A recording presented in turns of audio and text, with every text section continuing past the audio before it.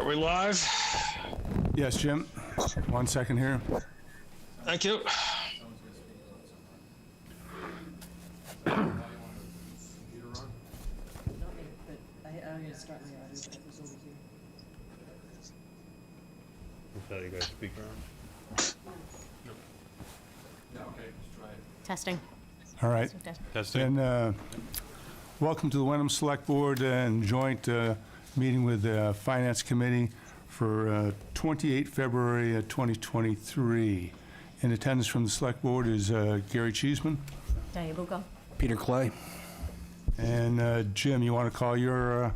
Roll call the Finance Committee to order. Jim Purdy. Folks, roll call, please. Deanna Schoenberger.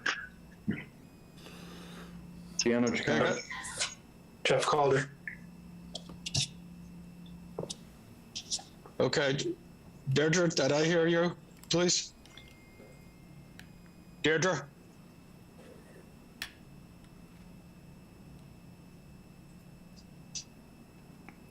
Catherine T., did Deirdre roll call in, please? No. We I see thought her. 1 second, we'll see if we can get her in. They're not hearing. She's unmuted here. I see her name. They can't hear us? Yeah, she unmuted? Yeah. Well, 3. They have 3, right, out of 5? Mm-hmm. She can jump in. Okay, why don't we go forward All right. Thank you, Jim. with the Finance Committee, and Deirdre will join us, I'm sure. All right. So, First order of business then. Anybody for public comment? Joe? Yes, Patrick Waddell. All right. So if you... Go ahead, Patrick. So Patrick, name, address, and topic. Patrick Waddell, 5 Great Pond Road. And I just want to let you know, well, 2 things. Deirdre is having problems hearing. Yes, we know that. What else? And then I just wanted to let both boards know of an issue that I experienced recently. So there are some issues with the GIS map on our website where there are no, getting a lot of I'm sorry, feedback. Patrick. Harriet, can you mute, please? Oh, thank you. Just want to let you know, well, 2 things. Deirdre is having problems hearing. Yes, we know that. We're getting feedback. Thank you. Yeah, we can't hear you. So there's issues with the GIS map where not all property cards are populated. I've been looking over some of the assessments, recent sales and sale deeds and land values, and I wanted to discuss them with our assessor. So I called last week, Wednesday, Thursday, and Friday, and left messages. I actually stopped down when I couldn't reach anyone and found the window closed. I got a return phone call yesterday. This is after 3 days of leaving messages. The assistant assessor was on vacation and the primary assessor was not in the office. I found out the primary assessor does not have access to the phone number that we list on the website for him. And I talked to the assistant today, I talked to Teresa today, or yesterday, and I was told to call Hamilton if I wanted to talk to the assessor. Yes, that's if, I had at done this certain before, times, yes. so I called and I was asking about properties, and he told me again that while he's in Hamilton, he does not have access to our records. So talking to him there really doesn't help much. He also said he doesn't have any set office hours in Wenham. All right. So thank and you, there's no Patrick. We know that when the assistant as there's is 2 on separate... vacation. All right, thank you, Patrick. Time's up, No, I believe. Can I, if I can, I mean, this is a big issue. There's also no out-of-office message. And I talked to Todd, and he said he typically comes into the office 1:30 to 2 o'clock each day. So I pulled the intermunicipal agreement, and it specifies 20 hours a week working for Wenham. And Yes. since you can't access Wenham data from All Hamilton, right, I'm thank assuming you. it has to be Thank you, in Patrick. The issue is that you're counting just office hours as part of his 20 hours. whereas in fact, he is out on the road, doing the inspections too for both towns. So, the 20 hours is not just sitting at the desk, it includes other time. But we're looking at it, and I know understand that but Steve is we're talking going to to. shorten our town hall office hours. Yes. And if offices are closed when the public is trying to reach certain offices, Patrick, there your should time's be up. some Thank sort of you. backup You system. cut Patrick, And please. are we getting what we're paying for? All right. So, for the public, yes. So, we know that the exact hours in the office do not match up with the IMA, but we have to recognize that the split between Hamilton and Wenham is 20 hours apiece, but that may include time out on the road as well as time spent on the computer doing the work. So, yeah, so if you need any contact the assessor. Not everybody's in the office at one time. We're short spaced, but yes, just leave a message, leave an email, and you don't need to come down to the town hall to fix that. Thank you. Sir, this is a closed meeting. You'll have to. It's hybrid by Zoom for the public only. Sorry. It's, for the public, it's by Zoom only. All right, thank you. All right, so Jim, you want to move on to the rest of the, Any other public comment? was there another one? Michelle Bailey. All right, Michelle Bailey, you're on. Hi. When I raised my hand, I just wanted to let you know that you were not seeable. And again, now you just went to not being viewable. I'm not sure if you're turning your video on and off or if that's happening through HW Cam. But I did want to just remind all the members that the Attorney General's office says it is best practice in a remote meeting for all members to be seen with their cameras on. Excuse me, who's, you can't see us? The select board? You are going in and out. And is that because it's going to the speaker? Whoever's speaking is the camera. It's on speaker view. Well, I can see you now, but when I raised my hand and through the whole time that Patrick was speaking, you were not seen. Yes, because the camera's going to whoever's speaking. But I'm speaking and I'm seeing you. And now I'm not seeing you. Yes, We're only seeing there's a you. little delay, yes.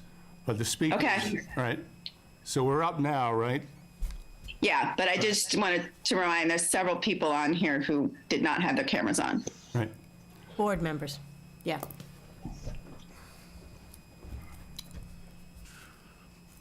A limitation in the technology.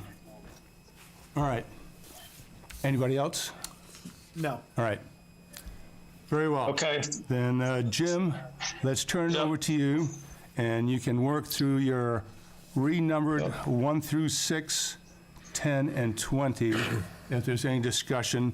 And the exhibition worksheet on the article numbers, you may need to revise. So if you have that worksheet out that shows all the exemption exhibits, it's now 361245 as far as those blocks, working from top to bottom, if you see what I'm talking. I don't, because I can't see your screen. I have Articles 1 through 8, as we discussed earlier. 8 doesn't have any language with it.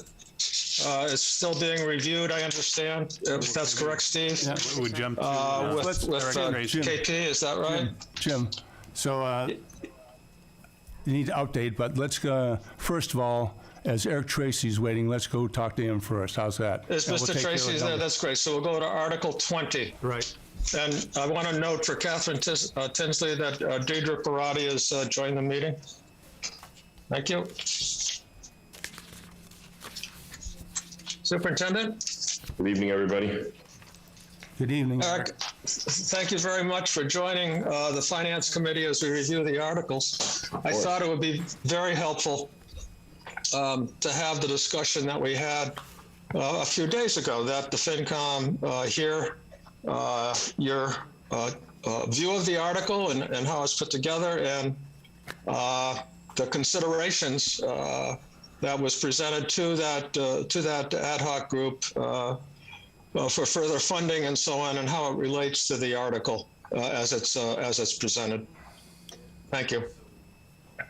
Absolutely. As everyone probably knows by now, we are moving forward with a request for borrow $15 million for the athletic facilities improvement project that will be behind the high school, middle school complex. In discussions over time, over the past probably 3 months with full boards and chairs, we've worked the language down to reflect more realistically what's going to happen, because there was some concern that if the number 15 million was in the warrant article, then the school department could just say, okay, we don't have to worry about anything else. We're just going to borrow the 15 million. So we worked with council both on town side and school side, and adjusted the article to reflect some of the possible offsets that could happen over actually through the town meetings in each respective town. I think it's important to note that the first part of these offsets is built into the school budget as a $1.689 million transfer into the newly created stabilization fund. So that would be money that, once the budget is approved, if the budget is approved, that transfer would be made, and that money would be used as an offset for that 15 million. Through the past few months, we've also worked with the towns of Hamilton and Wenham to figure out ways to release the Hamilton Patent Homestead Fund that was set aside many years ago for an eventual field project in the amount of $500,000 by the town of Hamilton. They've been holding it in a stabilization fund. There was a contingency that the match had to come from Wenham based on the assessment of schools, so that would be $250,000. So that's actually another article that's built into both town meetings. That money would total $750,000 if approved. And then there were requests made of both community preservation committees by myself and as on behalf of the school department, both in Hamilton and Wenham. We were fortunate to receive funding from both sides, both Hamilton and Wenham. And again, it's a similar breakdown based on the assessment, where Hamilton has agreed to $800,000 grant. Wenham has agreed to the match of $400,000. Again, these are monies that all need to be approved still at town meeting. And that puts us in the place, kind of the final piece that everybody is looking towards now is private donations. And currently there's a private group, a 501c3 group called HWAFIC, which is the Hamilton Wenham Athletic Facilities Improvement Committee. They are working to meet the goal of trying to raise about at least $2 million to also help offset this project, this $15 million number. So in the article, we've designed it so that, as required, we do have to show the public the total number of 15 million in the article. That is kind of a transparency issue, and I think it's important for it to be out there. And then kind of the built-in pieces are that we would also include any other offsets that are able to be accessed and hopefully voted and approved at town meeting and/or the ballot where necessary. So realistically, you're looking at, when you're looking at the stabilization fund, the Hamilton Patent Homestead Fund, and the Wenham match and the CPC monies, you're looking at $3.7 million off the top. And then the HWAFIC group, if they are successful with their work, and they've just recently done a mass mailing to both towns, every household in both towns. If they come up with another $2 million, you're looking at reducing the cost to below $10 million for this project. Thank you, Eric. Jim, anybody on your committee have questions? Let's go to FinCom. Any comments, questions? There was also sent out today, Steve, thank you very much, a program update, if you will, by the volunteer committee to outline the programs and services and how it's being put together. I hope that was helpful to everybody.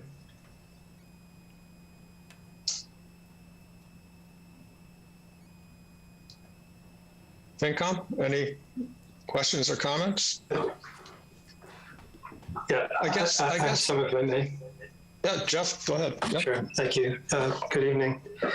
Did a little research for the meeting, looking back at history, and it looks like back in, well, about 10 years ago, this was a phased project. It looked like there was a number of fields in addition to the high school that were being considered, and it was going to be an 8-year phased approach. In 2015, it was presented as, it looks like it was just high school facilities at that point. But again, it was going to be a 10-year, 5-phased approach. What is being proposed now looks like a single project. So I guess my first question is, why all the fields now? What happened to the idea of a phased-in approach? Yeah, the phased-in approach was actually a private group that was working on that project. I think it started as far back as 12 years ago, if I remember correctly, but they continued to work through time to try to figure out ways to get the community to buy into creating and building these fields. School department, I don't think the school department ever fully got on board. I know there were a number of conversations, but they never actually got it off the ground. And we're continuing and looking at it as the possibility of phasing now over time will increase the cost of the project. That's one of the things that several of our vendors have talked to us about, where if you say pick a field in the track and do that piece, then you have to follow up with the ADA compliance. Then you move into bringing all that equipment back and doing another part of the field. It does get much more expensive. The cost would rise dramatically because they're staging lots of heavy equipment. They're doing some fairly high-end electrical work for lighting, and then really trying to keep the school functioning at the same time. As you know, there's not a ton of space to start bringing dump trucks in and out and vehicles in and out. So phasing would be much more expensive at this point.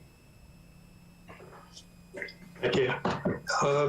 One of the objectives or the goals of the project is to maintain NEASC accreditation. Is there a minimum investment that's needed in order to maintain that accreditation short of $15 million?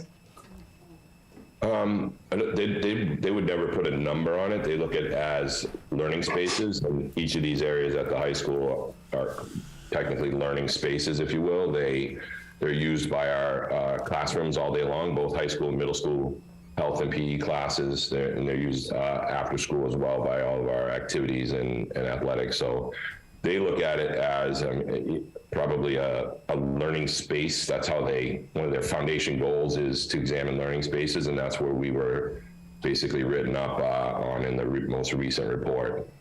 The lack of learning spaces that were meeting the needs of students and student athletes. So there was put a number on it. Sorry, I just don't think they would put a number on it. I don't think they would force us into a hole or anything like that. No, I wasn't thinking so much that they put the number on it, but if you had some sense of, what are the minimum requirements, and then you could put a number on that. Yeah.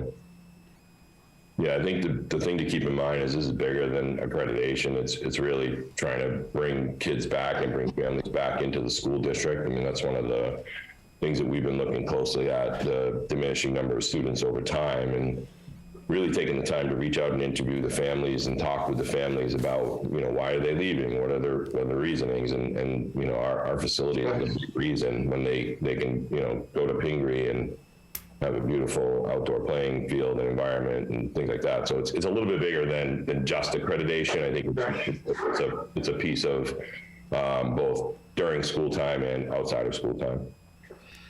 Steve, I think it was earlier today, distributed a presentation that was done about 9 months ago. At that time, the project cost was a little under 13 million, and about 3 of that was a combination of contingency and allowance for cost escalation. So we're at 15 now. So I'm curious if there is an itemization again or a breakdown of by project category here of what those costs are, so we get an idea of how it went from 13 to 15, even though there was 3 million in contingency and cost escalation built in. Absolutely. The extra, if you will, the additional is actually the concession and amenities building. One of the things for ADA requirement is as soon as you put a shovel in the ground, you need to meet ADA requirements, which means having a specific number of, for example, toilets within so many feet of the stands, the main stands, if you will, what we call the permanent stands, which would be our home stands. And it's actually driven by the plumbers union, and they determine how many toilets, how many sinks, how many things that you have to have. So that really pushed the cost up. The first estimate we got was $1.7 million, and we're actually still waiting for final numbers from an architect connected to Gale. For the concessions area to include bathrooms. Correct. Okay. Yeah, it's running about $850 per square foot right now.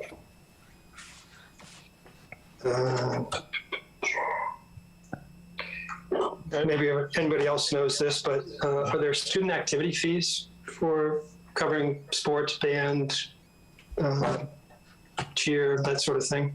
And are those going up to help subsidize the cost of this project? We actually built more of the student activities fees, specifically the athletics fees. I've been over the past 2 years building it more into the school budget. It was a 30-70 split before I took over, and it's now scheduled for next year to be a 50-50 split. Those monies cover the costs of busing, so transportation, coaches, referees, equipment, supplies, and things for the athletics program. Essentially, we pay out of the school budget approximately $300,000 for kind of the other things, if you will, the people and the athletic director, his secretary, and some of the other fees that are also related. So it's kind of a split cost now for next year. And we've been trying to reduce those fees because you probably have heard that our fees are extraordinary comparatively to other communities. In some sports we're paying $1,300, $1,400, $1,500 to play a sport, which in my mind is obscene. And I think it's important for us to continue to try to work that down for our student athletes and our families. I read that the useful life of turf fields is anywhere from 8 to 14 years. The figures that Steve had distributed earlier in the budget suggest that we're going to be borrowing for 10 years. So it would seem that just when the towns are finishing paying for these fields, they're going to need to be replaced. Is the average life of a turf field shorter than that of a natural surface field? And then I guess what comes in 10 years?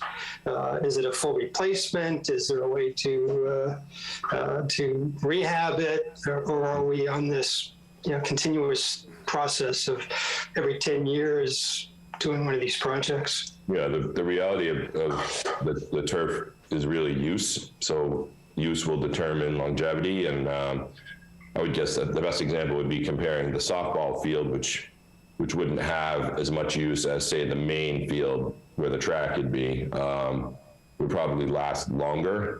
The reality is, I think it's important for us to build into our program a maintenance savings plan and realistically take advantage of the stabilization fund and put monies there over time so that you can prepare for those costs and not have to go back to the taxpayers. Realistically, planning for long-term maintenance should be part of the way we budget and the way we build into these projects. And I think it's important to take advantage of the tools that we have to do that. So I would try to figure out, you know, if the main what they call a carpet, just the top part, that's what actually gets replaced. And that runs, depending on the size of the field, I think something the size of a football or soccer or lacrosse field is around between $700,000 and $800,000 to replace, to remove and replace. So you know, I think it would behoove us to build a kind of a savings program for that, using and taking advantage of any, you know, stabilization funds or rainy day funds that we can set aside over time so that we can plan for it and not have to keep springing it on the taxpayers, you know, as a big chunk of money. Yeah, that makes a lot of sense. So the engineers are telling you that proper maintenance can extend the life beyond that 8 to 14 year period, or is that needed just to get to 8 to 14? No, you can use is the number one reality of turf, and then it comes down to maintenance. You know, how are you replacing the infill? Are you, you know, as part of the cost of this project, there's a machine that they have that actually resets the infill and kind of puts it back into the carpet, if you will. So you've got to really take the time to do that and make sure you're doing that. And I think it's important for us. We have a maintenance plan. And if people in the committee or in the public haven't seen, we have a website dedicated to this with all the documentation for the fields that can be that's available right now, including a maintenance plan annually. You know, how we cover it. We're actually hiring a second maintenance person right now during this school year, so that, you know, we're really looking long term at how to properly manage it and make it last. And again, I think maintenance planning is important. You know, school districts and communities generally will take on these big projects and kind of bite the whole apple and then not develop a plan for long-term, you know, adjustments. You know, we do it with school buildings. We've done it for years with school buildings. We build a $150 million school and don't put contingencies in place over a 20-year period to say, okay, you know, certain things will need to be replaced in the first 10 years in a new building, you know, no doubt about it. But generally what happens is cities and towns wait till that 10-year period comes and then here you go, you got another $1.5 million that you got to come up with. So I think it's imperative for all of us to work together to put together a long-term maintenance savings plan so that we can properly make that replacement. Last question from me, if I may. You pointed out, Superintendent, that this project has been under consideration for probably 12 years now, and presumably thoughts of raising money through private donations, or, you know, private fundraising. Do you have an idea of just how much has been raised to date? And what is the kind of the current status of that private fundraising activity? I note that Ipswich, for instance, looks like they have new fields and they have a title sponsor. I think it's the Institute for Savings. I don't know what they contributed, but presumably it was quite a bit of money to put their name on that facility. And curious just what efforts have been made here in Hamilton and Wenham to find a similar sponsorship and raise money other than through taxes. Great question. I think it's important to be answered publicly as well. The reality of the fundraising group is many of them have been involved in this since day one. You know, I think there was some concern in the towns in talking to the town administrator and town manager that, you know, if we raise, you know, if we go to the town meeting and get this approval for $15 million, who's to say the fundraisers won't walk away? They are they've been more ingrained in this project than I have been. I mean, I've been in the district for 10 years, and I've seen this group work and grow and change. But many of the fundraisers right now are people who are committed and dedicated. They've made inroads. They do have, I think they have about 300,000 currently in their account. I don't want to speak for them, but that was the last conversation I had with them about 3 weeks ago.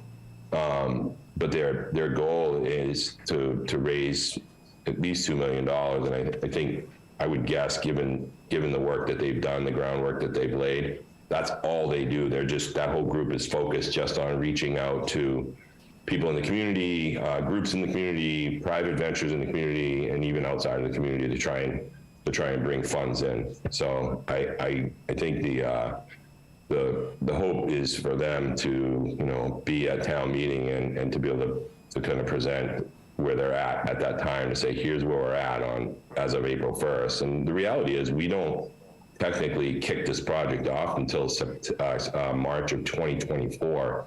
That group will continue to fundraise over that time, continuing to offset the cost. So I think it's important to note they are extremely committed, and they've been involved in it. Many of them have been involved in this much more than I have, and many of them are deeply involved in the community in various activities and youth sports, and really want to see all this come together. So they have some skin in the game as well.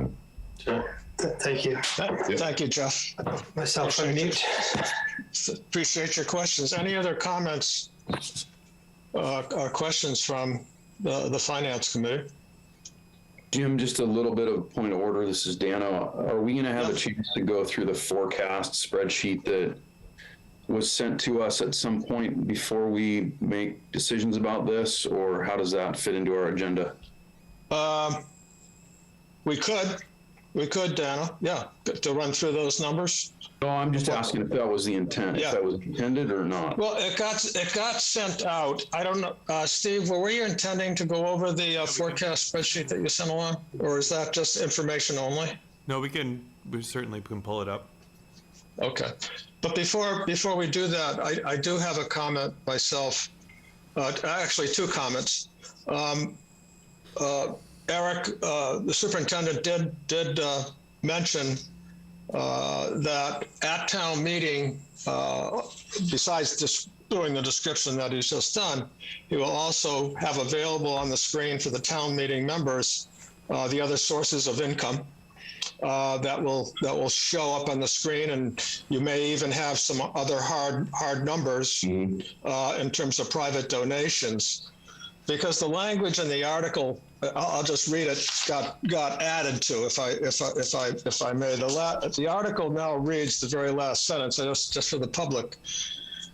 It reads, the regional school district under the regional school committee bond authorization, and this vote shall be, and I highlight this, shall be reduced by any grants or gifts received for such purposes or take any action thereon. So it's contingent in the article that other dollars, resources will in fact offset that $15 million. I think it's important to make that clear and make that statement. The other comment I have is I want to just circle back to the patent homestead dollars, Eric.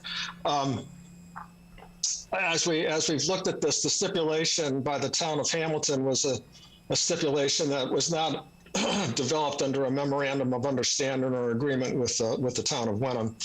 And in addition to that, the town of Wenham and its reorganization of its free cash has found it difficult to upfront, if you will, if I'm saying that, Steve may be able to, that 250. However, what we have discussed certainly, and what will in fact happen if this passes, is that $250,000 will be incorporated into our share, if you will, of the total amount. If it's, let's say, 10 million, and we own 3.3 of that or 3.6 of that, we'll incorporate that 250. Is that a correct interpretation, Steve, that I'm kind of putting out there? Yes, that's how we're operating. Okay. And I just wanted to be clear for any folks online, because it can appear that 250 match is upfront match, if you will, by the town of Wenham, but it will meet our share of costs if this goes forward. Certainly at the 33.6%. So, Jim, I was going to ask a question or two, but I don't know how deep we have to go into questions. So cut me off if it's Well, go ahead, put it out there. I think it's an important discussion to have for the FinCom and others. Yeah, I think, excuse me, we can put up the forecast now, and maybe the discussion should take place about the finance recommendation for Article 18. Well, can I ask a question of Superintendent Tracy? Hold on a second. Yeah. Go ahead, Dano. Can we ask? Yeah. So, Superintendent. Well, Jim, I wanted to comment on what you just said actually about the 15 million will be offset by what's raised, and that's clear in the warrant. Yep. That's good, but another way to look at that is if nothing's raised, then the board has the potential to borrow all 15 million. Right? That's how the language allows. Language of that, right. Okay. Well, recall though, they have over 3 million now in hand. True.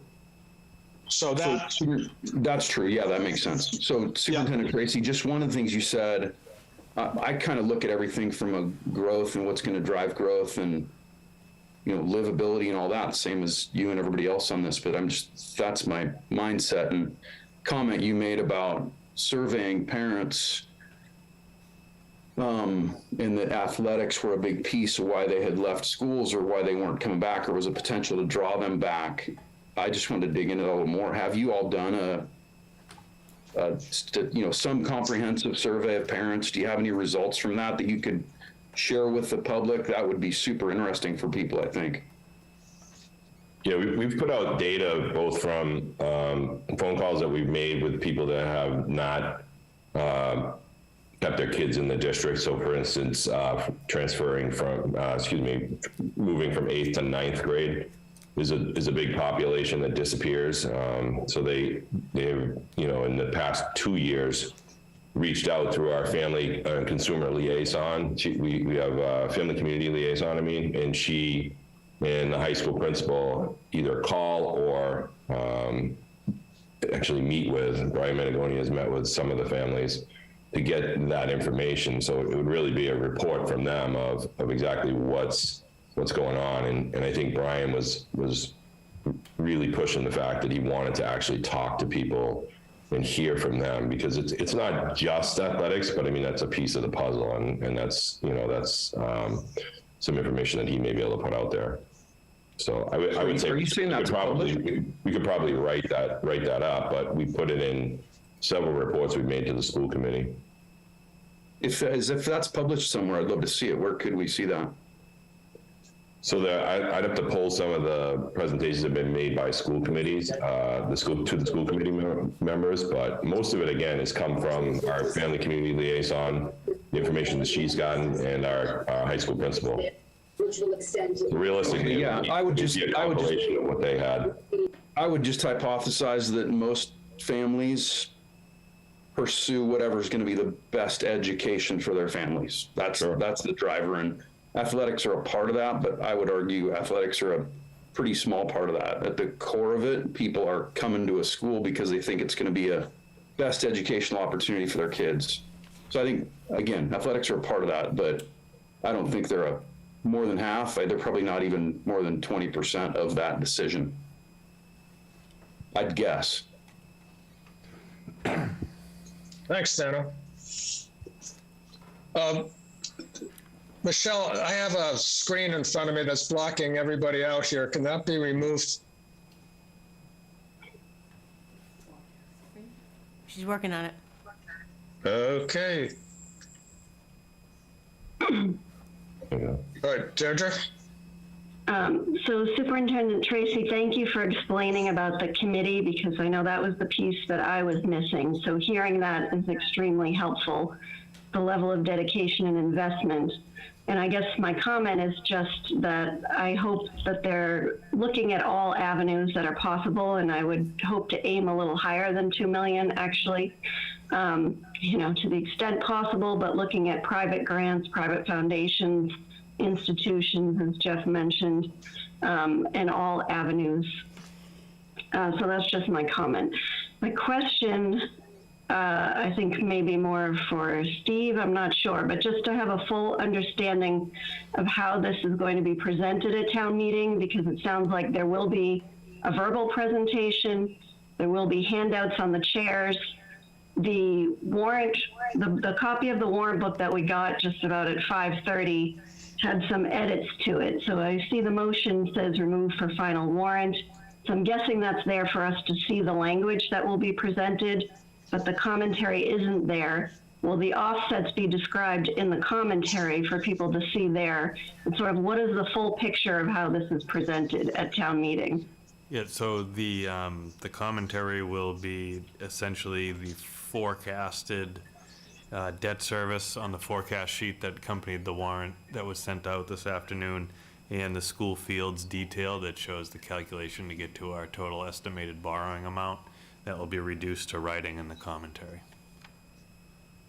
But the spreadsheet, the forecast spreadsheet will actually be in the warrant book and the commentary? No, to explain the details of the costs associated, so the estimate that we're using for fundraising, the estimate we're using for school stabilization would be the initial offset of the grants and gifts. And then you have Wenham's assessment, which is 1/3 of that total, and then we're subtracting the $400,000 in CPC to come up with the estimated borrowing. And there's a little detail on the forecast sheet on the right that says school fields detail, so that will be reduced to writing narrative format, as well as the band that is in pink. So that would be the top number there, the 451,000 is the debt service, annual estimated debt service, and the $47 is the tax bill impact, per $100,000 of assessed value. So, for quick math, if you have $1 million assessment, you take that 47 multiplied by 10. If you have a $500,000 assessment, you take the 47 multiplied by 5, and that's your increase in taxes, your annual taxes that directly associated with that exclusion through the life of the loan servicing. Okay, so we probably need to move to the spreadsheet now as you're talking through it so that people can follow. But just to clarify, so there will be a verbal presentation, there will be a handout, there will be narrative explanation in the warrant book, correct? Yes, all the numbers and potential impacts that we discussed through the forecast will be reduced to writing, project specific, not the entire forecast. Right, correct. And as always, as always, the superintendent has the statutory right to make the presentation at town meeting. Yep. And my presentation will include all of those offsets. That we'll put those right out there in front so that everybody knows. Yep. Great. That'd be That's what I'm getting at. Can I ask a quick? Thank you, Deirdre. That'd be welcome, Superintendent. Steve, you want to review this? I'm sorry, I have one more question for Superintendent Tracy, if I may. Is there some urgency for moving forward with the project now? And the reason I ask is I note that in the forecast, there's a $40 million new school coming up in a year or so. So I'm just thinking about the combination of those two projects overlapping and the impact on people's taxes. Yeah, I think it's actually 40 million is probably less than half of the cost. Maybe that's the Wenham portion. The Wenham is Yeah, I think. Okay, so yeah, all right, so people know that. call it an $80 million school. Yeah. Why tackle a $15 million project on fields at the same time you're going to be asking people in town to pay for an $80 million school? Right. There probably will be 2 to 2.5 years out still. We were just going into feasibility study on that school project, so that it's about a 12 to 18 month period where we just really get our OPM on board and start to look at design options and start to look at location options and things like that. So that we're still quite a ways away from that. And waiting on the fields is going to just keep pumping the price up higher and higher, and that's a concern of the group. That's the current building committee group that's been working to move this forward.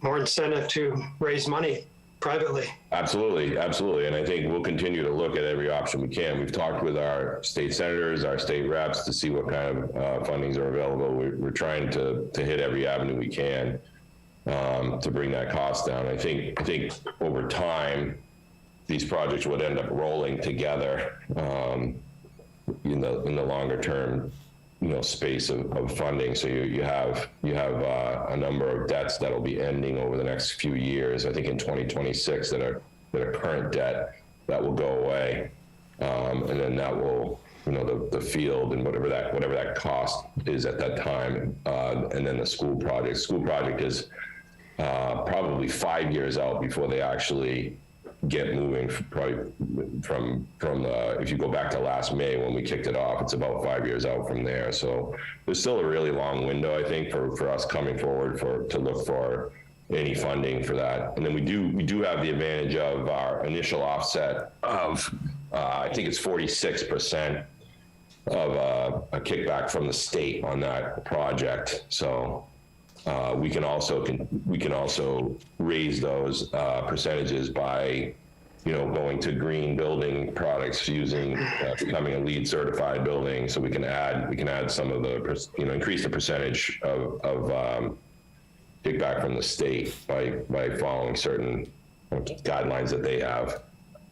So we continue to do that as well. We're trying to find monies wherever we can to offset these things. Sorry, Superintendent Tracy, are you saying that the $100 million school, like 46% of it will get paid for by the state? Yeah, approximately. It's hard to say exactly because they determine ultimately what gets reimbursed, but their number they gave us is 46.7% right now. And again, we can add on to that percentage by working towards incentives that they have, like LEED certification for green schools is one of them. I think you get 2 percentage points more for that. So they're just certain offsets. So yes, it's currently right now at 46.7%. Steve, another quick question before I know we're getting into the spreadsheet, but just this looks at projections related to school capital expenditures and associated debt. With the master planning process we're undergoing, and this is me being ignorant, but is it safe to assume there will be other capital related things that we'll do as a town as part of that master planning work that will lead us to take on debt for other master planning related projects that are not, in the school budget? Excuse me, I guess there is some potential there. I also think that the master plan is more for community direction and strategic planning for whether it be economic development, zoning, and things of that nature. Not so much for planning for capital infrastructure and maintenance. But, that is, with that said, there is certainly, some additional planning that could be done that would have to be funded through some sort of an exclusion. But at this point, we're a little early in the process for us to identify them. Yeah, if I can comment on that for a second. I would say the master plan is more focused on the other side of the equation, actually, which is looking at ways to raise revenue through development, strategic, thoughtful development, and exploring the public's feelings on what and where and how and so forth, and the feasibility. So I think it's not so much at the granular level of equipment that's done through town process, as we've talked about. There are things that could potentially cost, particularly if the town decided to pay for parcels of land. That's probably the biggest thing that maybe come out of this. But again, we are early, but I would say it's more focused on strategically building the revenue side and how do we lower taxes and so forth. I was just going to suggest that as well, that the town of Wenham has been talking about raising, how can we do an economic development plan that can assist in the community. Deirdre is the vice chair of that, representing FinCom. And that will be a major thrust, economic development in this plan. It has a lot of hurdles to cross, but I would agree that hopefully we can identify, in fact, ways in which the community can offset the residential property tax burden. I mean, that is a significant thing that comes to our attention, not infrequently. That is for sure. Steve, do you want to go into the forecast spreadsheet a little bit and just explain what we have there? Jim, 1 second, got a question from the select board. And are there any other questions from the FinCom for the superintendent? Any other questions to Superintendent Tracy? Now, thank you very much, Eric, for your time and your efforts in this. It's appreciated. Your time tonight is appreciated.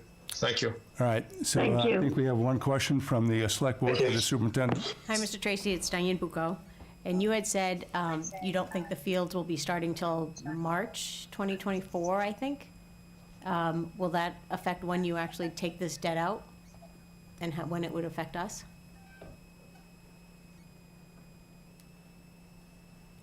Wait a minute, I can't hear you. I think you're muted. You're muted. You're muted. Sorry. Somebody has to do it, right? Once every meeting. The debt would definitely be taken out later on. It wouldn't be taken out right away. We have to go through the permitting process. We have to go through the bidding process. We do plan to bring on a project manager to keep everything moving forward. So I would say it would be later on in the year of this year, 2023, before we move into actually taking the debt. There's a window too of working with the bond company. I think it's 60 days. Thank you. Anything, Peter? All right. So I think we can step to the spreadsheet now. Do we have anything else for Superintendent Tracy? Nope. All right. Thank you, Eric, for appearing tonight. We got a lot of questions answered, and I think, as you said, the focus is on private fundraising and for people to show up at town meeting for this big vote. Absolutely. Thank you all very much.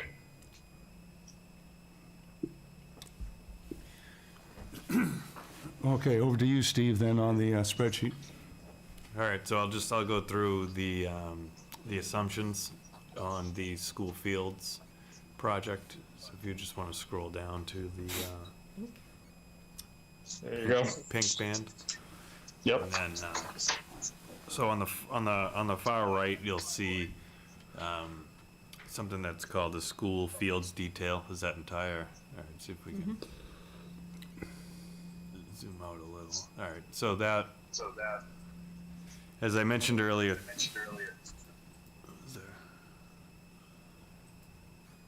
Is that echo in It's a here? little echo. Anyway, so I mentioned earlier, so the total cost, as the superintendent said, is they're projecting at $15 million. So the way I arrived at my, at the debt service for the school fields project is, so you take the 1.67 million, I believe the schools has put aside in their stabilization fund that they're funding through their A&D in this year's budget, the FY24 budget. So you subtract that from the 15 million, and then you subtract the fundraising. Although there has been numbers talked about, $2-3 million. I was overly conservative and used $1 million estimate for fundraising. So when you do that, you're essentially reducing it. So the cost of the project net grants and gifts, as mentioned in the Warren article, is the 12.33 million. And then using our roughly 1/3, 2/3 split, the 4.109 million is Wenham's assessment. And essentially the additional funds we have available to us, we do not have, like has been brought up, Hamilton has the $500,000 or $600,000 in stabilization. Their CPC voted $800,000. So they'll be able to draw down their borrowing or be able to structure their repayment a little bit differently than us. We have the $400,000 available to us that was voted by the CPC. So drawing down our assessment by that leaves the estimated borrowing as the $3.7 million. And that the anticipated impact over a 10-year note is $47 per $100,000 of assessment. So that's if you have $1 million assessment, you're looking at about $470 more in taxes each year, tied directly to the servicing of this debt. So that means that that's assuming a level debt service. So it's essentially a straight depreciation, amortization schedule, and paying off in 10 years. So on the 11th year, the service, the debt exclusion goes away. It's tied specifically to this project in any refinancing we do. Okay, thank you, Steve. FinCom. Can you scroll the spreadsheet back over to the main area there? Sorry. So, go ahead, Jim. I was going to ask a question. No, go ahead. Ask your question. I was going to ask if there was any comments or questions. So the blue line is for the new school at $40 million, 30-year payback, $100,000 of assessed value. You can read all that. But based on what the superintendent just said, would it be much less than that because the state will cover a good chunk of that? Am I understanding that right, Steve? Yeah. So what I did with this new school specifically is we used $120 million total cost for escalation in building costs over the next couple of years, and then came up with Wenham's assessment of $40 million. And then if you look at the debt schedule, I believe it was provided in yesterday's email, it shows it's reduced by, I want to say 39 or 40% for the state match, because as the superintendent alluded to, only qualifying costs will be reimbursed. So it's the qualifying costs are reimbursed at the 46 or 47%, but in my experience, the projects usually have some costs that do not qualify for reimbursement. So essentially drawing down your total reimbursement percentage on the total cost of the project. And that's what's reflective. 40 million minus about 40% is what's reflective in that blue band for debt service. Got it. Thank you. So then the last thing is the $2. I see that. That's pretty clear. The 30, 61, and 67 for the overrides. That's I guess that's just assuming what you've got up there in terms of growth rates for expenses for operations. Where are you on the town debt exclusion? I think you're on the gray line, the surplus deficit. Gray line. Yeah. So that's right. So if you take a look at my expenditures using just scroll up a little. Estimated projections on the right. It's just table. This is just table driven. And so if those hold true, then that's the estimated surplus or deficit we're looking at next year. But that's For not 25, you mean? Yeah, that's not reflective of just a regular increase in property taxes that will happen. That's going to be, this is just additional override. Yeah, so the regardless of what the assessments do, that's just really a distribution of the tax burden. Proposition 2.5 allows us, if you go all the way up to the top, Michelle, allows us to increase the prior year levy limit by 2.5%, and then new growth, which we conservatively estimate at $150,000. So the current year levy limit line that's in italics essentially represents the most you can raise through taxation. And then if you see the debt service excluded debt, that's a kind of a below the line adjustment to the levy limit, because that tracks the debt service on the specific projects. So that's going to fluctuate. And then if you see in the forecasted 26 and you go down to just above the current year levy limit, you see the 287,799. What that is that builds in the assumed operational override, because that's an above the line adjustment. So if you look in FY '27, and did the math out, you'll see that that dollar amount compounds by 2.5 because it becomes part of your levy. So So I think it is important to note the year that we're working on, fiscal year '24, the Cutler School project will not be part of that debt expense. And the $47 on the playing fields will more than likely extend into 25. There may be a minor tax adjustment in 24, but for the most part, that 47 per 100,000 is going to roll into fiscal year 25. For our budget, for somewhat narrowly, but for our budget purposes for 24, what we're looking at, if I'm understanding this totally correctly, is $2 per 100,000 for the $200,000 debt exclusion borrowing that we have proposed that has to be voted on. Is that correct, Steve? Is that a fairly safe assumption going into 24? yeah, well, right. If you want to look at it, if you're trying to time the debt service, Right.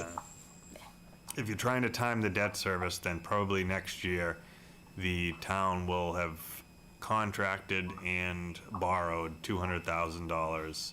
Therefore, Right. you would see the $2 per $100,000 impact. The debt, Right. the debt exclusion on the school fields. This forecast is not trying to time the debt as far as, short-term borrowing, partial borrowings, interest only till we get to the point where we do the full bonding.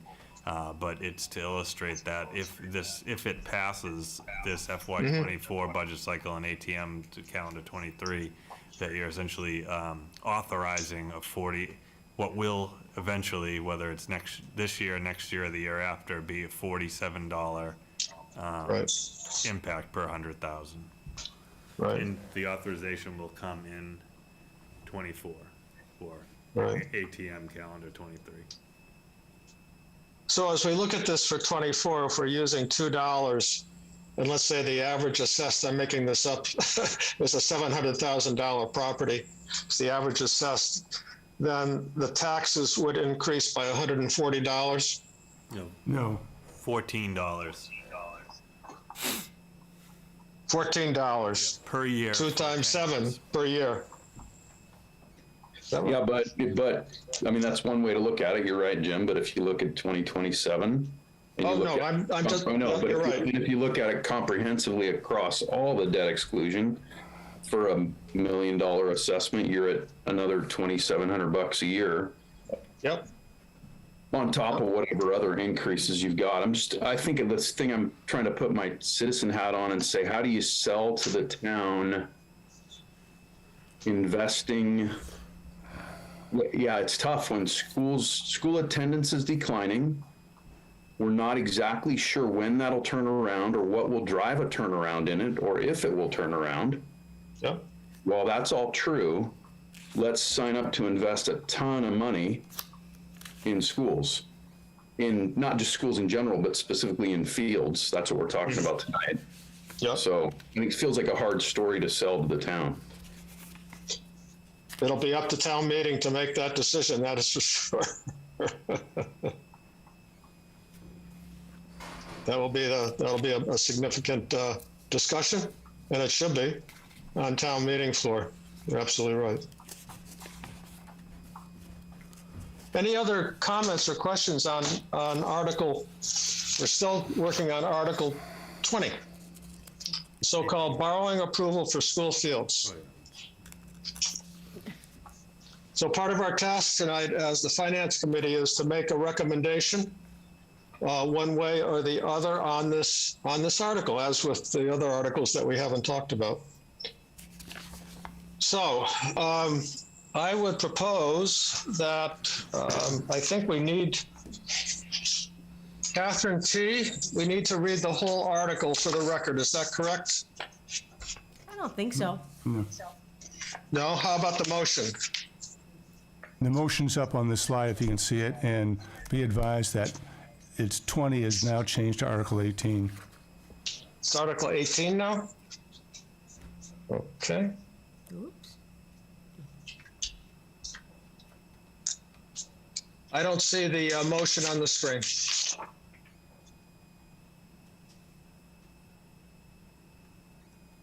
I see it. The draft motion, just that the move that the Wenham Finance Committee recommends favorable action. Is that the motion? I have a much longer motion in my hard copy here. That motion is for town meeting, the longer one. The one you just need Okay. tonight is whether to recommend or not recommend. Article 18. Is that the way that works, Diane? Thank you. I think Yep.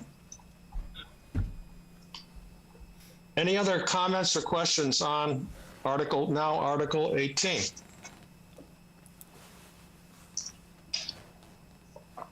I will read the draft motion as the chair. Move that the Wenham Finance Committee recommends favorable action on Article 18.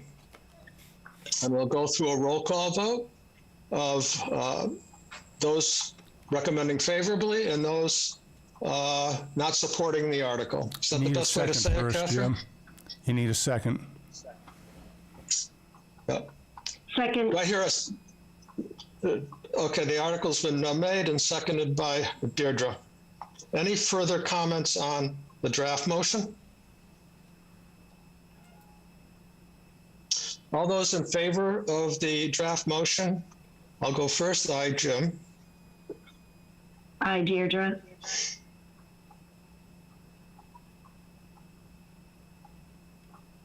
Hi, Scott. We have 3 so far. Hi, Jeff. Aye, Jeff. Okay. I'd vote against. Okay. Dan. Dano votes on favorable action on the motion. The motion carries 4-1. Thank you all for your deliberations. It's appreciated, and your input is appreciated, and your questions are appreciated. That's what that's why we're here to discuss these difficult articles and expenditures. All right, Jim, Gary here. So let's circle back to Article 1. And I think Yep. you have the spreadsheet, and perhaps Steve can give you just the short synopsis on Article 1. Yeah, and we're not doing Article 8. Is that correct, Steve? Because we don't have all the language? What we're gonna do, I can talk about the impact of it. So we're Okay. town council. Okay, why don't you walk through from the top? I'm sorry, go ahead. Okay. Yep. Yep, so what Article 1 is, it's the adoption of Clause 17F. So what this does specifically is it allows currently the statutorily allowed exemption under this clause is $175. This allows the town to adjust this annually by the consumer price index.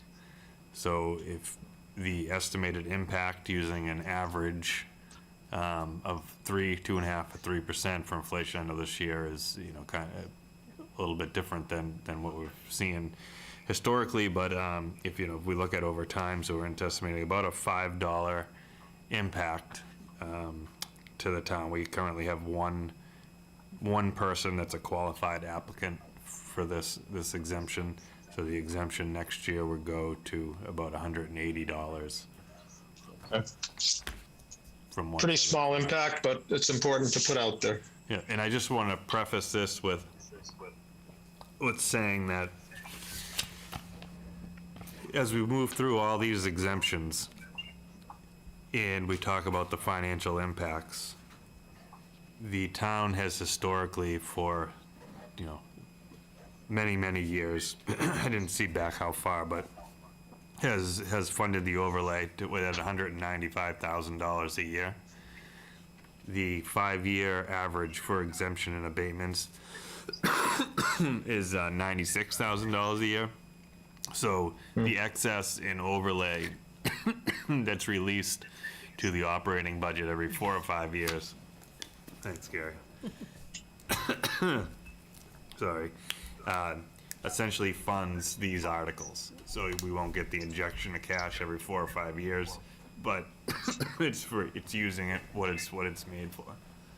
Okay, great. Sorry, Should we vote on- Steve, didn't we already vote on some of these in our previous meeting? I was seeing in the notes where it shows 500, so how much do we have to go through them?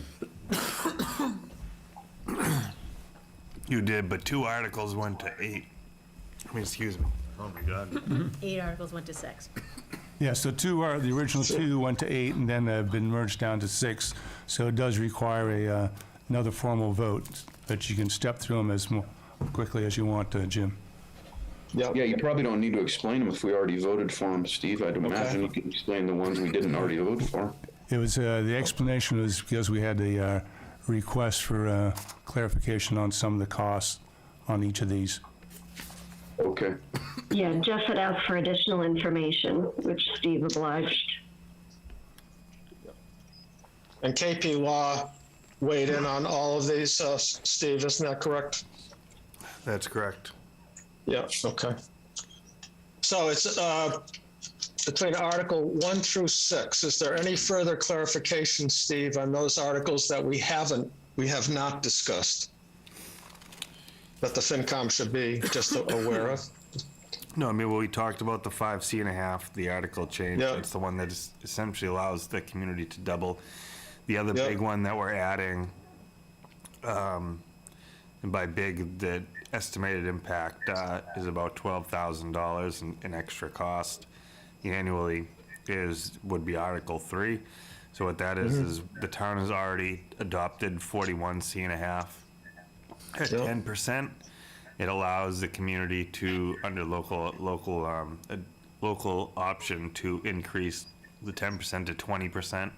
So the exemption is basically set on the average assessment in town, and then your tax bill is reduced by 20% of the average tax bill, essentially. So if the average tax bill is $10,000, then the exemption would be set at $2,000. Other than that, we've talked through all of them. And thank you, Steve, for putting this together. I think it's helpful to see what the financial impact is on the articles we're voting on. And just one comment, or maybe it's a correction, but I was actually looking in the article earlier at 41C.5, and the way I read it, yeah, Article 3. Over in the notes section, the way I read the actual statute, or the actual clause within the law, is that it's a 5% exemption, not a 10%. On Article 3? Yeah.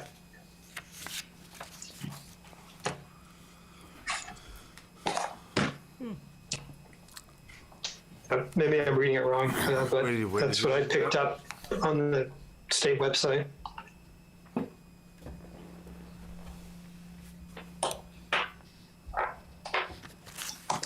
Yeah, but I would have to see what you were reading. Our interpretation is that it's 10 to 20. In the, like, for example, the article language where it says one, increasing the amount of exemption from 10 to 20%, was provided by council and vetted by their, so-called exemption expert. But I'll definitely take a look into it. Yeah, I'm looking at the website now. 41C.5, real property of an amount equal to 5% of the average assessed value of all classes 1 parcels within the city or town, et cetera, et cetera. But, yeah, maybe I'm wrong. I think we're confused on the article. We're talking the 10 to 20% is Article 4. Article 3, if they're in the same, doesn't have that. Article 4 talks about increasing from 10 to 20%. Article 3. So, Jim, They there was renumbered them.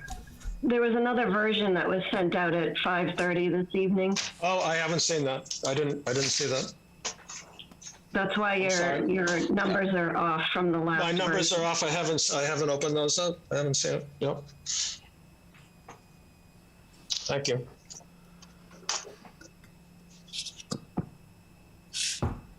I would just add generally that these articles being up front is an effort by the community to give to exempt populations, age, income, assets, veterans, the opportunity under Mass General Law, not under the bylaws of the town of Wenham, but under Mass General laws to apply for and see if they're eligible for some of these exemptions. I think it's an effort to, given what we're saying about taxes and about the proposed costs that may be coming up, I think it's important that we have these out there for people to consider and support.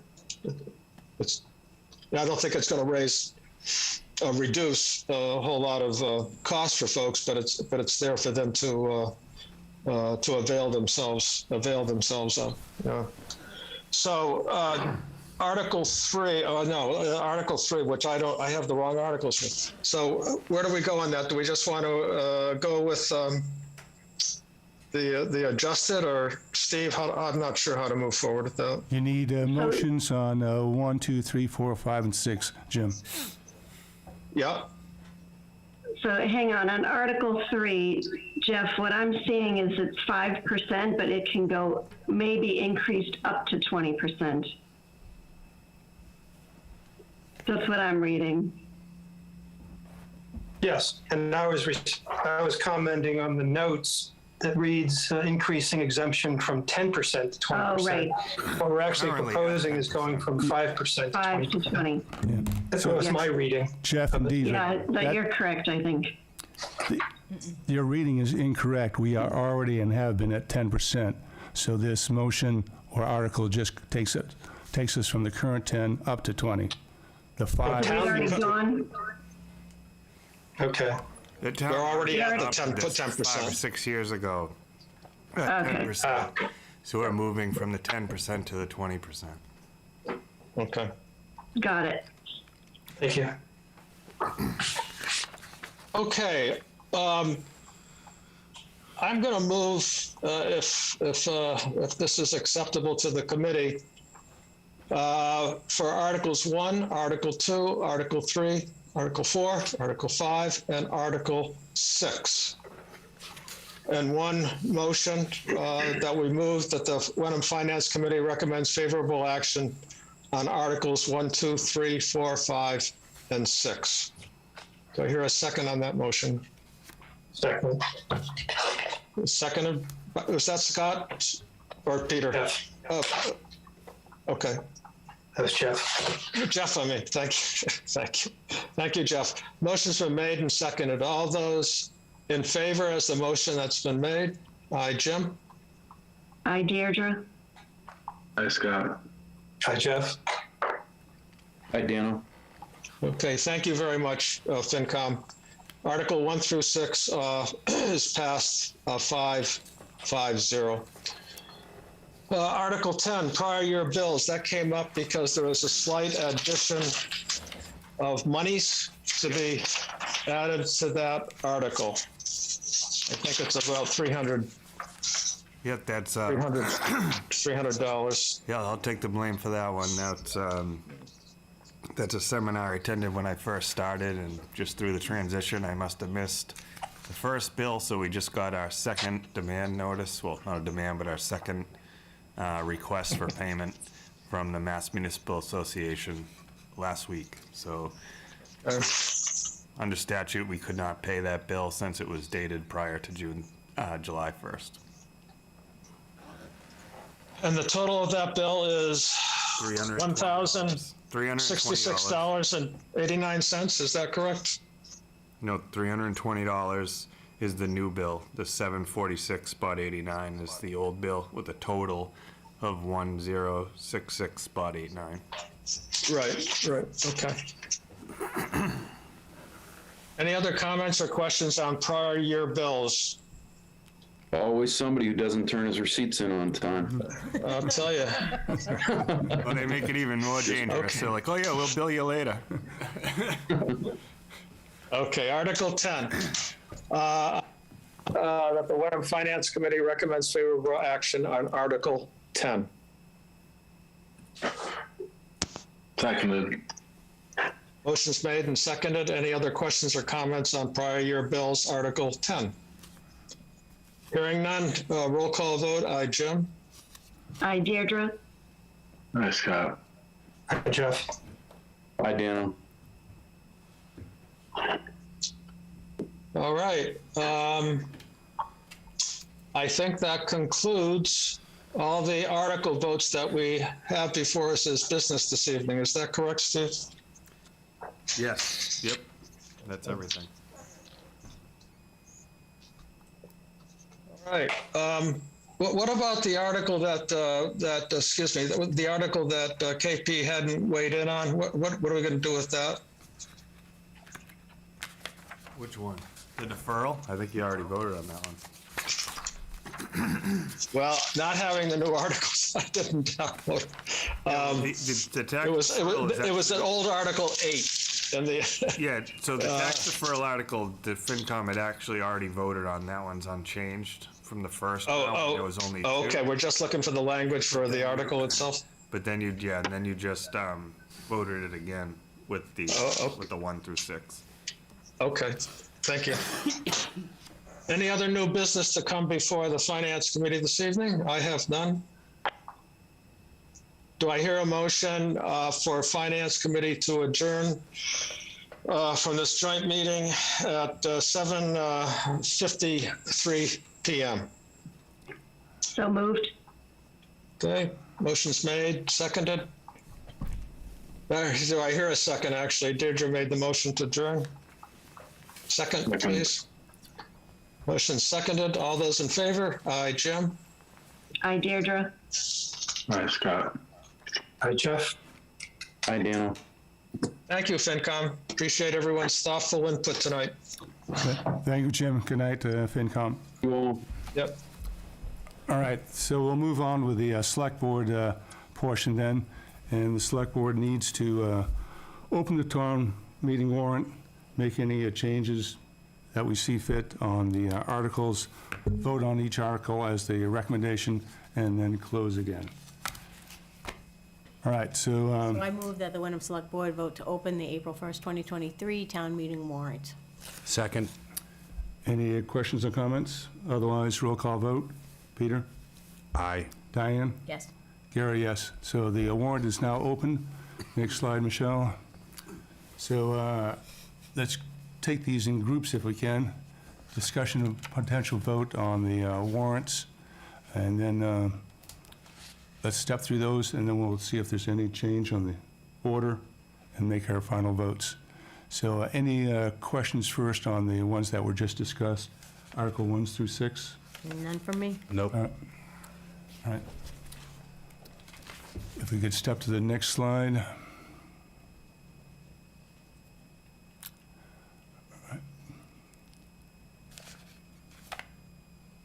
Go up one, yeah. There we go. So the Article 7 is now then the full operating budget. 8 is the use of free cash for the capital improvement program.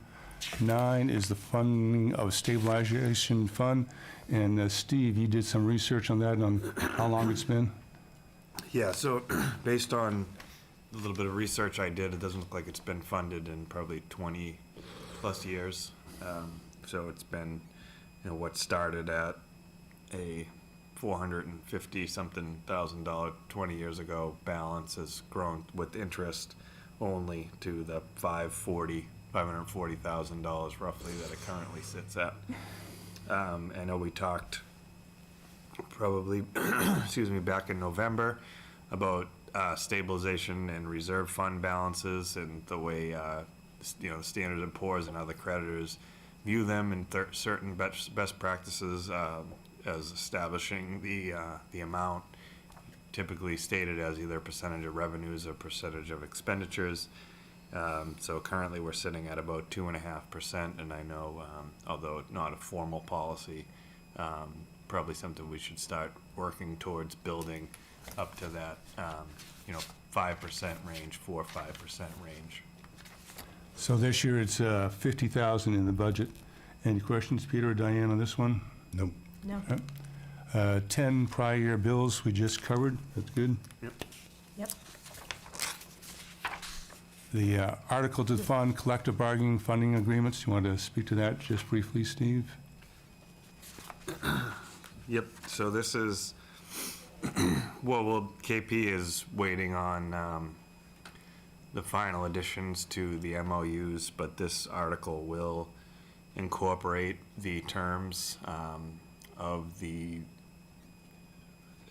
collective bargaining agreements for the police, library, fire, and DPW. We will note that the library we've not yet come to an agreement, but we have set a little bit more aggressive meeting schedule. We've been meeting 2 times a week for the next 3 or 4 weeks to try to get that to come to an agreement so that we can fund it essentially through this article, so fund all 4 of our agreements. This will give us the authority to fund them in some way, and that the way that we'll be funding these is in Article 7, the budget article. They're already reflective. Thank you. Questions, Diane or Peter? Nope. All right, so the next 4, I anticipate that Roger Smirridge, the moderator, will be proposing a consent agenda. So this is the usual transfer of cemetery and other trust funds, the sale of lots, transfer of the water capital reserve, and the road work money coming from the state. Questions on those? Peter? Nope. Diane? So we don't vote on making them a consent agenda to put in the warrant book? No, that Roger will take Roger care of will do that. Okay. All right. Then we have the CPA reservations. We have all the numbers for that. We're waiting on some verbiage, right, Steve? Yep, and I know we just want to highlight that, for the community housing, they have restricted the funds used to new and interesting programs, which is highlighted in the warrant draft before you, and the athletic schools to be used for items such as tennis courts, accessibility, and the track, which is also in the warrant, but I just wanted to bring additional attention that there are some stipulations with the funds. All right. Any other questions on the CPA article? Nope. No.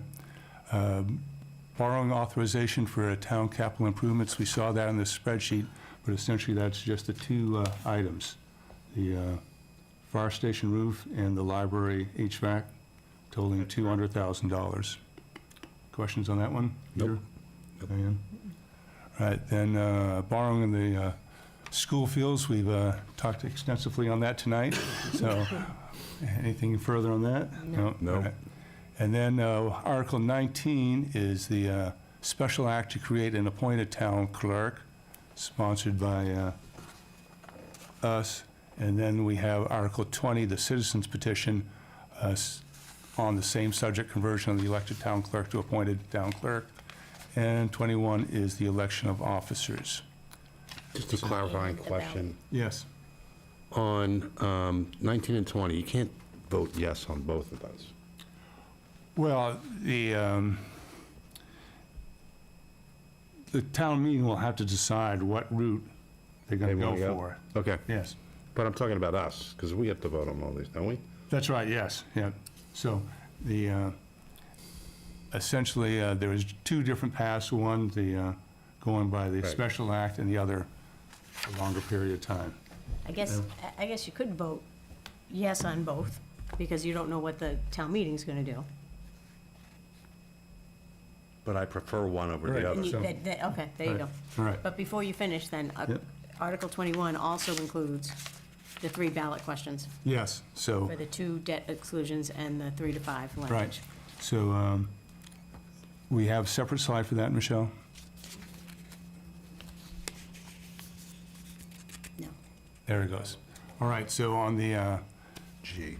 on the ballot, But it's still on the warrant, that's what I Yes, just wanted yes. to make sure that everyone understood. It was, Right, it goes so it's- under Article 21. Yeah, so it's under 21. Bring up the warrant. And- We'll bring up the warrant. That way everyone can see what we're talking about.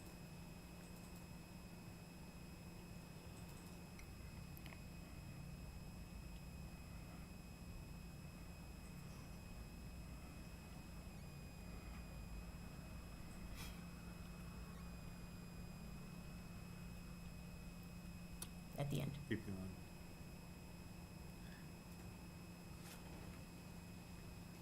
All right, so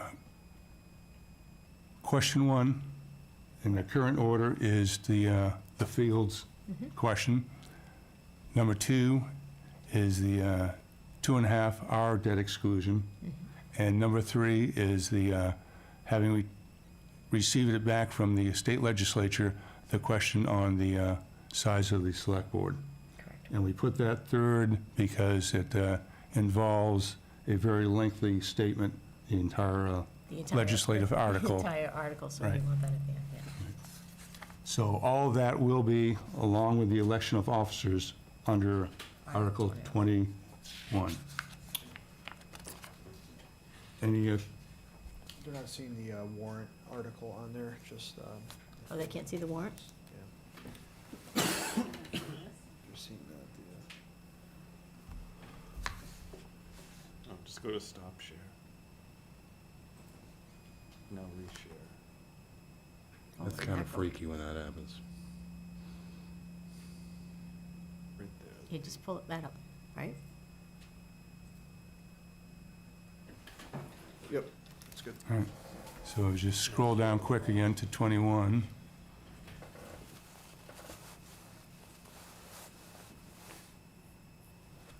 So, yeah, so there's your three questions again.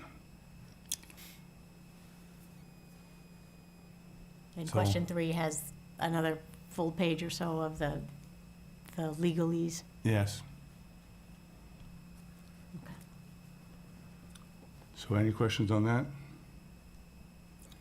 All right, then let's return then, and we'll take the motion. So we need to vote on adopting the articles as written, Yes, the articles is written. the order, That'll be the second the round. second round, and then our recommendations. Our recommendations, yes. Okay.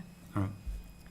So we'll still do them in small clumps. So I move that the Wenham Select Board vote to adopt Articles 1. Do you need the names or just the numbers? I think- Catherine? They did the numbers, FinCom. The so- numbers.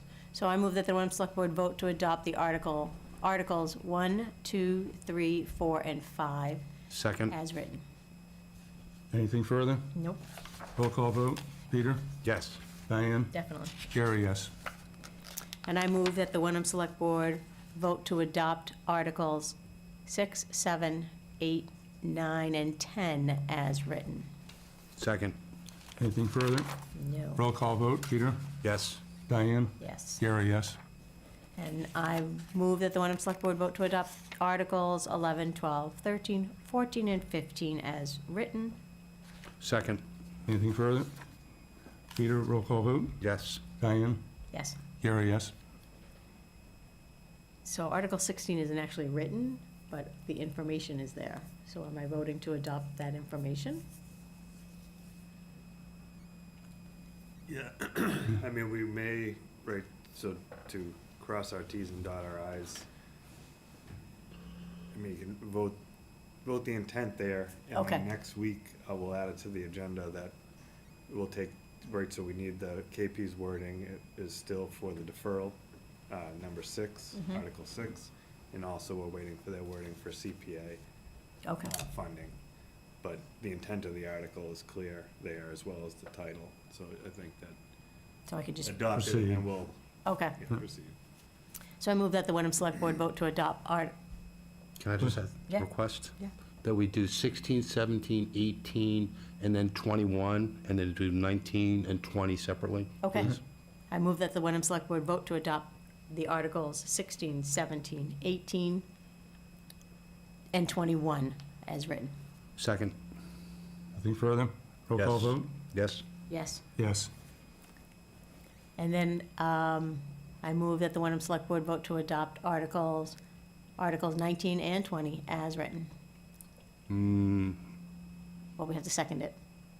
I'll second. Okay. So, comments then? Peter? That wasn't quite actually how I wanted that done. Well, I really wanted to. Oh, do one at separate a them. time? Yeah, I withdraw that motion. thank you. I move that the Wenham Select Board accept Article 19 Second, as written. anything further? Nope. Roll call vote, Peter? yes. Diane? Yes. Gary, yes. And I move that the Wenham Select Board vote to adopt Article 20 as written. Second, So, anything further, Peter? no. All right. So roll call vote on 20. This is just, Just to put it on the, to put Just it to on the put on ballot. the, on And- the warrant. And we don't really have it, it has to go as written because Right. it's a citizen's petition. Yes. Yes.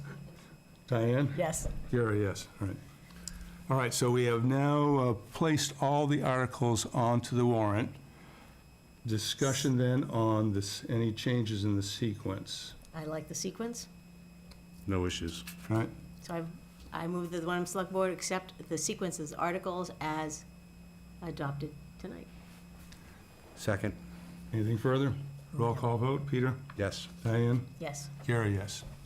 All right, and then the third step here is we got to make our select board recommendations on each of the articles, So I think I might clump some together, right? if that's all right with you. Yeah, If I'm you don't fine with like it, that. we can Yeah. withdraw it. So I move that the Wenham Select Board vote favorable, to take favorable action on Articles 1, 2, 3, 4, 5, wait, and 6.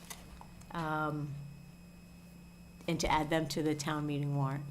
I lost track of what I said. Second, Wait, I made a mistake. You're recommending favorable. Recommending favorable action. Favorable action at, to town meeting. We Yeah. already put it on the warrant. Yep, Yeah, It's just two town meeting, please. yep, all right. yep, so I, So, it's moved and seconded, so this is our recommendation. So, Peter? yes. yes. Gary, yes. So 300 on 1 through 6. Next group? So I move that the Wenham Select Board vote favorable action. No. No, Recommend. to recommend, yeah, thank you. To recommend favorable action to town meeting for Articles, where are we, 7, 8,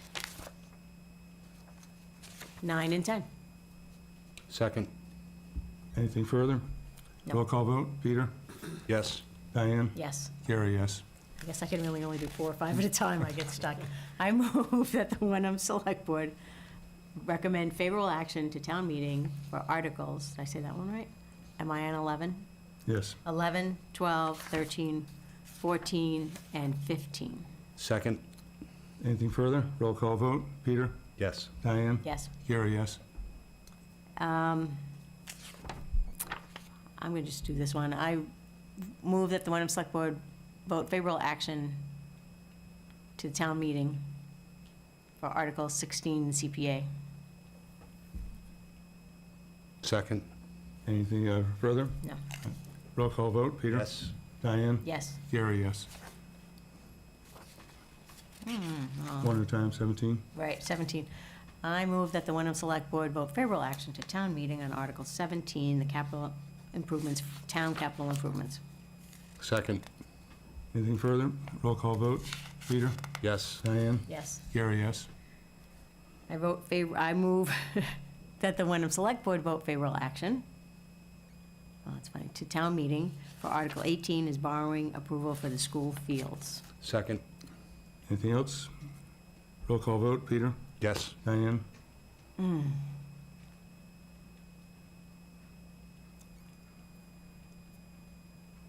Yes. Gary, yes. Sorry. Article 19, I move that the Wenham Select Board vote favorable action to town meeting on Article 19, the special act to create an appointed town clerk. Second, Anything further? Roll call vote, Peter? yes. Diane? No. Gary, yes. And I move that the Wenham Select Board vote favorable action to town meeting on Article 20, the citizens petition. Second. All right. And anything else? Roll call vote then, Peter? Yikes. Yes. Yes. I'll go no. I move that the Wenham Select Board vote favorable action to town meeting for Article 21, the election of officers, and 3 ballot questions. Yes. Second, sorry. Anything else? Roll call vote, Peter? Yes. Diane? Yes. Gary, yes. Should the ballot questions be done separately? So we have, No, just to put it on the ballot. that's Okay, just. Thank you. right. All right, so we have adopted the articles, we've adopted the sequence, and we made our recommendations on each of the articles.